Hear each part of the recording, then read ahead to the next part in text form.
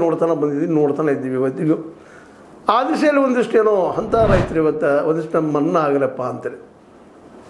ವಿಶೇಷವಾಗಿಂತ ಕೈ ಸಾಲ 3-4 ಬಡ್ಡಿ ಅವ್ರಿಗಂತ ಪ್ರಶ್ನೆ ಇಲ್ಲ, ಅವ್ರು ಏನಾದರೂ ಮಾಡಿ ತುಂಬಲೇಬೇಕಾಗ್ತದೆ. ಸರ್ಕಾರ ಅದರ ಜವಾಬ್ದಾರಿ ಹೊರದಿಲ್ಲ, ಕಾನೂನಂತೆ ಮಾಡಿದೆ.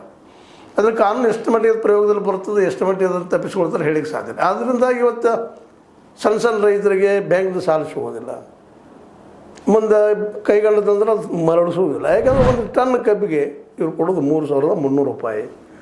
ಉಳಿದ ಬೆಳೆಗಳಿಗಂತೂ ಬೆಲೆನೇ ಇಲ್ಲ. ಅವರು ಊಟ ಮಾಡಿದ್ದು ಮಲಗಿದ್ದು ಮೈಮೇಲೆ ಬಟ್ಟೆ ಆಯಿತು, ಅದರಲ್ಲಿ ಮದುವೆ ಮತ್ತೇನೋ ಆದ್ರೆ ಅದಕ್ಕಷ್ಟು ಸಾಲ. ಹೀಗಾಗಿ ಒಂದರಿಂದ ಒಂದು ಏನಪ್ಪ ಅಂತಂದ್ರೆ ರೈತಗೆ ಈ ಸಾಲಗಳ ಹಾವಳಿಯಿಂದಾಗಿ ಬದುಕು ಕಷ್ಟ ಆಗ್ಯದ.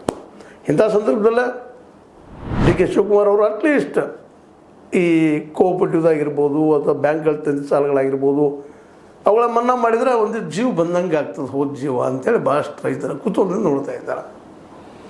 ಮತ್ತು ಈಗ ಡಿ ಕೆ ಶಿ ಅವ್ರಿಗೂ ಸಹಿತ ಈ 2 ವರ್ಷ ಚುನಾವಣೆ ಅದ, ಚುನಾವಣೆ ಎದುರಿಗೆ ಬಂದು ನಿಂತದೆ ಇವತ್ತು. ಇಂಥ ಒಂದು ಪ್ರಸಂಗದಲ್ಲೇ